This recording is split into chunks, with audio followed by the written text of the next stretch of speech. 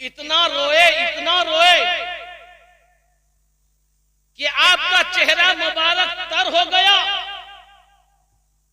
और उसके बाद अल्लाह के रसूल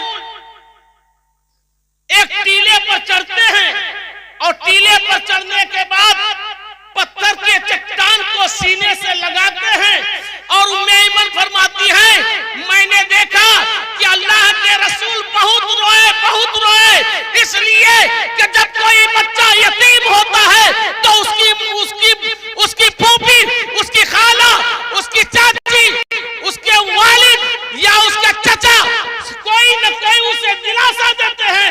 वहां पर कोई दिलासा देने वाला न था। मुस्तफा पत्थर के चट्टानों से लिपट करके रोते रहे और उम्मे ऐमन फरमाती है कि मैंने कब्र को खोदा, हजरत आमिना को दफन किया। मुस्तफा जाने लगे तो जब तक नजरों से उछल न हो गए तब तक माँ की कब्र को रोते रहे, उलट उलट के देखते रहे। क्या बात है, उलट उलट के देखते रहे। हजरत उम्मे ऐमन फरमाती है कि मक्का पहुंची, नबी भी मक्का पहुंचे और मक्का पहुंचने के बाद हजरत उम्मे ऐमन फरमाती है कि हजरत अब्दुल मुत्तलिब ने कहा मेरी बहू कहाँ है। फरमाते हजरत अब्दुल मुत्तलिब और उम्मे ऐमन जवाब देती है, अल्लाह की रहमत हो हजरत आमिना पर इंतकाल फरमा गई है। हजरत अब्दुल मुत्तलिब की भी आंखों में आंसू आ गए। हजरत अब्दुल मुत्तलिब के भी आंखों में आंसू आ गए। मुस्तफा को सीने से लगाया और कहा कि मेरा पोता, तुम्हें घबराने की जरूरत नहीं है। माँ इंतकाल हो चुकी है, बाप इंतकाल हो चुके हैं, घबराने की जरूरत नहीं है। अभी तुम्हारा दादा जिंदा है। ए उम्मे ऐमन, मेरे मोहम्मद को किसी तरह की कोई तकलीफ ना हो। हजरत अब्दुल मुत्तलिब के सीने से लगाया।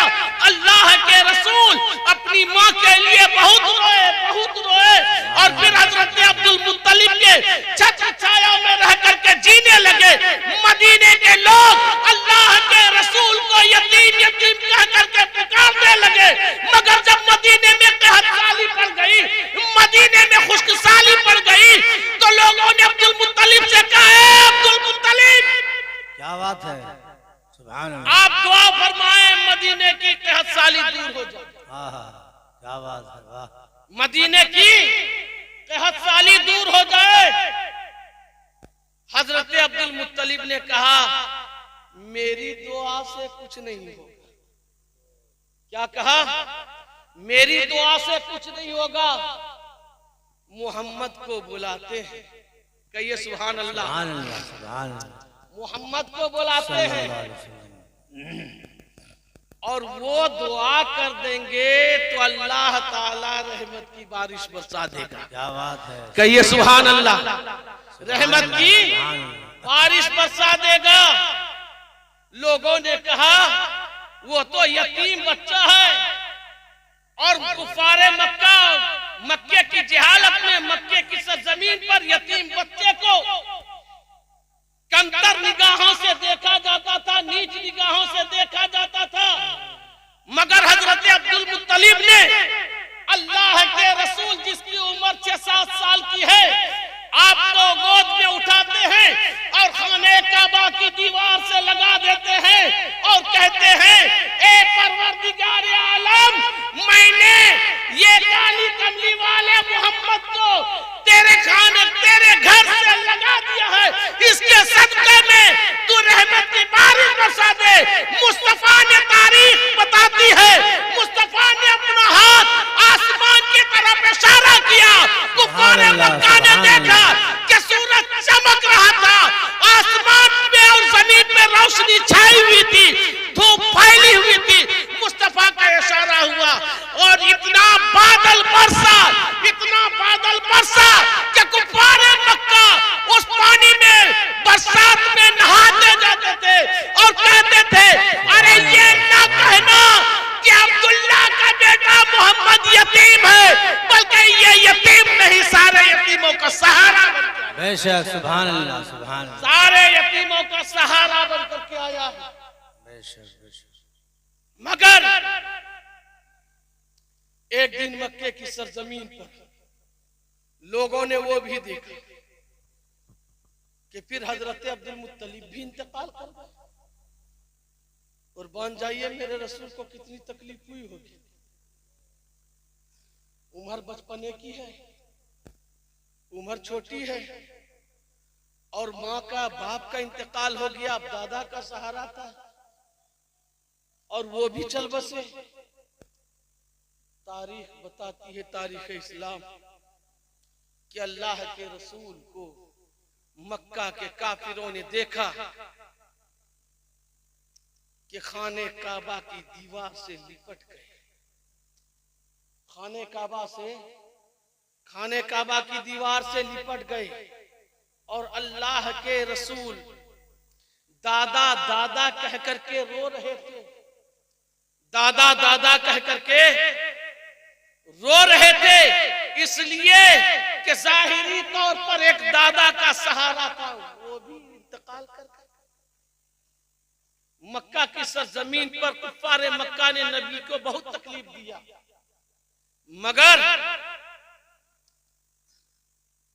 अल्लाह के रसूल के कदमों में कभी कोई जलजला नहीं आया, कभी कदम डगमगाया नहीं। अल्लाह के रसूल मक्का के कुफ्फारों के जुल्म सितम को सहते रहे। बेशक। कभी नबी के गर्दन को दबाया जाता, कभी सर पे ओझड़ियां फेंक दी जाती, कभी रास्ते में कांटे बिछा दिया करते। और एक वक्त तो ऐसा आया कि एक सहाबी रसूल ने कहा, या रसूल अल्लाह सल्लल्लाहु ताला अलैहि वसल्लम, आप को मैंने बैठ करके नमाज पढ़ते हुए नहीं देखा है, मगर आज देख रहा हूं कि आप बैठ करके नमाज पढ़ रहे हैं। अल्लाह के रसूल ने ऐसे कुर्ते को उठाया है और पेट को दिखाया है, तो सहाबे किराम ने देखा कि नबी के पेट पे पत्थर बंधे हुए हैं। अल्लाह के रसूल ने फरमाया, 7 दिन बीत चुके हैं, मैंने खाना नहीं खाया। 7 दिन बीत चुके हैं, मैंने खाना नहीं खाया है। अल्लाह के रसूल का कदम उस वक्त भी न डगमगाया। यहां तक के जब 55 साल 5 साल 7 साल की उम्र में मां का मदीने के रास्ते में इंतकाल हुआ, जब अल्लाह के रसूल हज करने के लिए जा रहे थे, 65,000 सहाबे किराम थे और लोगों ने देखा, सहाबे किराम ने देखा कि अल्लाह के रसूल चलते चलते अचानक अपने कदमों को ऊपर करते हैं, यानी पैर को इस तरह से ऊपर करते हैं, और उसके बाद अल्लाह के रसूल अपने सर को, अपने चेहरे को इस घुटने में छुपाते हैं और उसके बाद आप रोने लगते हैं। सहाबे किराम ने कहा, या रसूल अल्लाह, आप क्यों रो रहे हैं? अल्लाह के रसूल ने फरमाया, आज से 50 साल पहले मैं जब यहाँ से गुजर रहा था, यही वो जगह है, यही वो कब्र है जहाँ मेरी माँ इंतकाल कर गई। उस वक्त भी अल्लाह के रसूल रोए।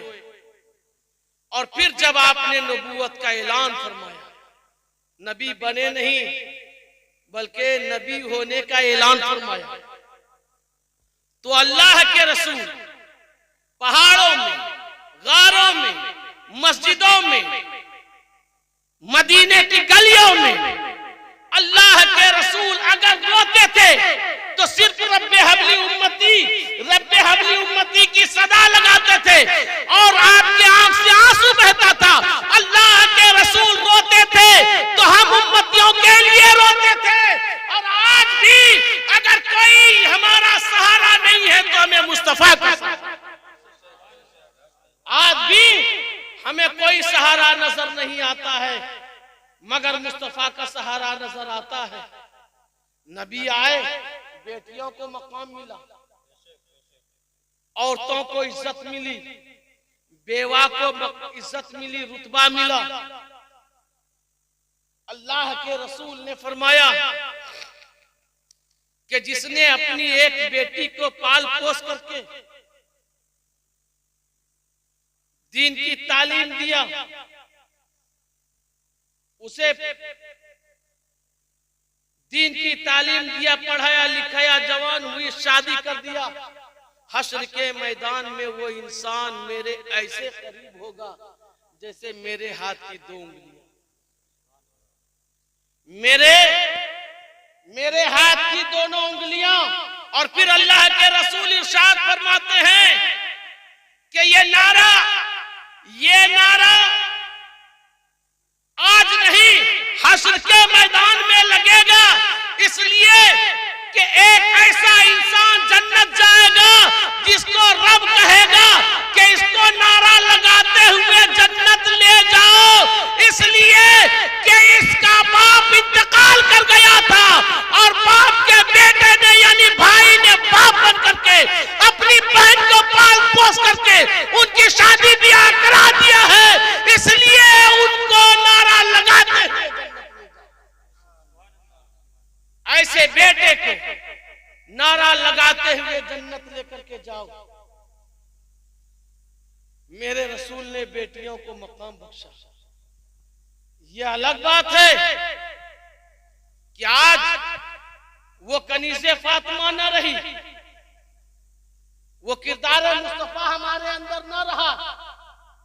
अगर हकीकत में अगर आपका किरदार बुलंद हो जाए तो दुनिया आपके कदमों में झुकने लगेगी, दुनिया आपके कदमों में झुकने लगेगी। दुनिया में ऐसे ऐसे गुलाम भी तो हैं नबी के जिसके किरदार का कोई जवाब नहीं, जिसने एक करवट लिया तो कैसर को बर्बाद कर दिया, दूसरी करवट लिया तो किसरा को तबाह कर दिया, सर उठा करके देखा तो शहर का शहर फतेह कर लिया, हजारों शहर फतेह कर लिया। और 10-11 साल की हुकूमत ने 4000 मसाजिद की तामीर कराया।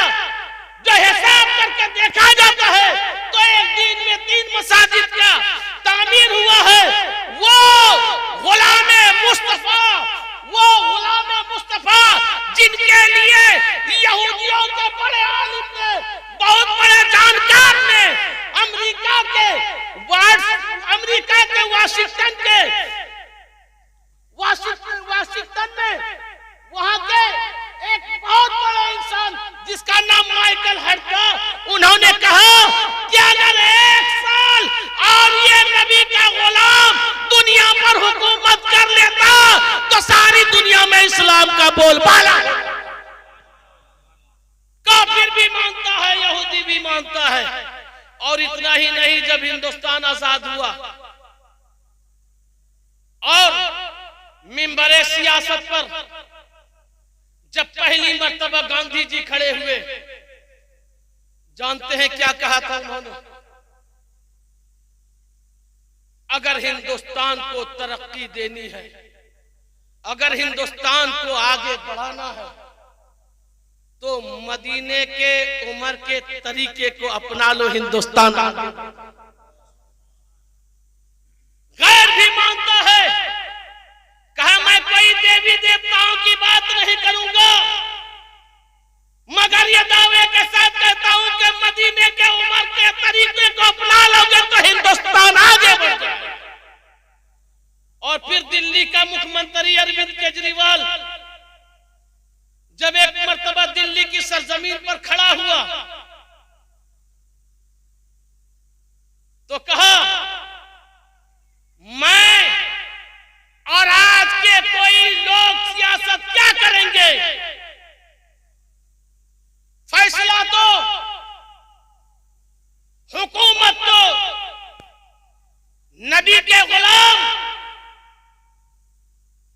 मदीने के उमर ने किया है। मदीने के उमर ने किया है। काफिर भी किरदारे मुस्तफा जिसने अपना लिया उनके गुलाम नजर आते हैं। वो कहने पर मजबूर हो जाते हैं कि उन्होंने मदीने की गलियों में क्या नहीं किया। और ऐसा नहीं, जो नबी के गुलाम हो जाते हैं सारी चीजों पर उसकी हुकूमत हो जाती है। नबी के जो गुलाम हो जाते हैं सारी चीजों पर उसकी हुकूमत हो जाती है। नबी के गुलाम हजरत उमर, आग पर भी हुकूमत, मिट्टी पर भी हुकूमत, पानी पर भी हुकूमत, हवा पर भी हुकूमत। इसलिए कि एक मर्तबा आप मिंबर पे खड़े थे और लोगों ने कहा अमीरुल मोमिनीन फला पहाड़ी पे आग के शोले निकले हैं, ज्वालामुखी निकल रहा है, जिसे रोका नहीं गया तो मदीने को जला करके खाकिस्तान कर देगा। तो मदीने के उमर ने अपना कंबल दिया और कहा कि ले जा, और आपको उमर का कंबल दिखा देना, वो पीछे हट जाएगा। तारीख गवाह है कि लोगों ने सोचा कि वो ज्वालामुखी आग जो आगे बढ़ रही है कंबल क्या करेगी, मगर जब नबी के गुलाम के जिस्म पर का कंबल जब लोगों ने उसे दिखाया तो वो आग पीछे चली गई, ठंडी पड़ गई। आग पर भी हुकूमत और मिट्टी पर भी हुकूमत। इसलिए कि एक मर्तबा जब मदीने की सरजमीन पर जलजला आया, भूकंप आया, तो हजरत उमर ने पांव की ठोकर मार करके जमीन से पूछा, ए जमीन, तुम्हारे अंदर जलजला क्यों आया? क्या मैंने इस सरजमीन पर अदलो इंसाफ कायम नहीं किया है, फैसला नहीं किया है? जो तुम्हारे अंदर जलजला पैदा हो रहा है, तारीख गवाह है 1400 साल बीत गए, पूरी दुनिया में तो जलजला आता है, आज भी मदीने में कभी जलजला नहीं। आज भी सुभान अल्लाह, मदीने में कभी जलजला नहीं आया है। सुभान अल्लाह, जज़ाकल्लाह, सुभान अल्लाह।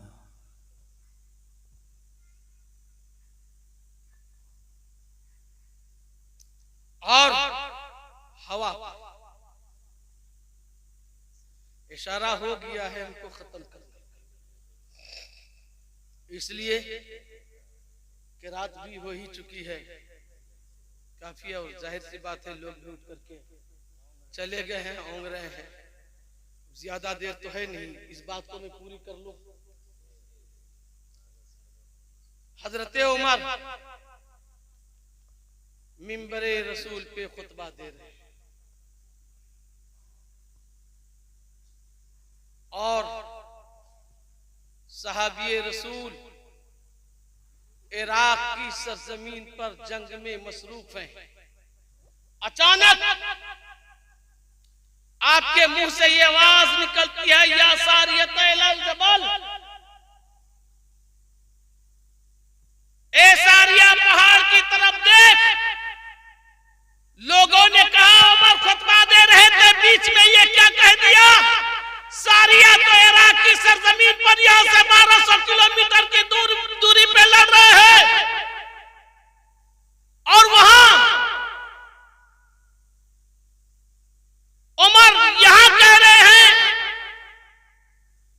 लेकिन अली जिसका ईमान इतना पुख्ता था, उन्होंने कहा कि उमर की जुबान से बात निकली हुई हिकमत से खाली।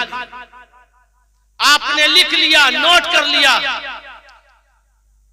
वो दिन, वो तारीख, और जब 3 महीने के बाद इस जंग से सहाबे कराम आए तो कहा ये बताओ कि कभी किसी की आवाज भी पहुंची थी तो सारिया ने कहा, हाँ फला दिन अगर हजरत उमर की आवाज मेरे कानों से नहीं टकराती तो पहाड़ की तरफ से कुफ्फार मुझ पर हमला कर देते और मुझे पसपा कर देते। मदीने से उमर की आवाज पहुंची, या सारियत इलल जबल, या सारियत इलल जबल, सारिया पहाड़ की तरफ देख। मैंने उमर की बात पर लब्बैक कहते हुए मोर्चा संभाला और फतेह। तो किरदारे मुस्तफा जिसने अपना लिया, उसकी हुकूमत हवा पर भी और पानी पर भी। पानी पर भी जानते हैं मिस्र का दरियाए नील हर साल भोग लेता था।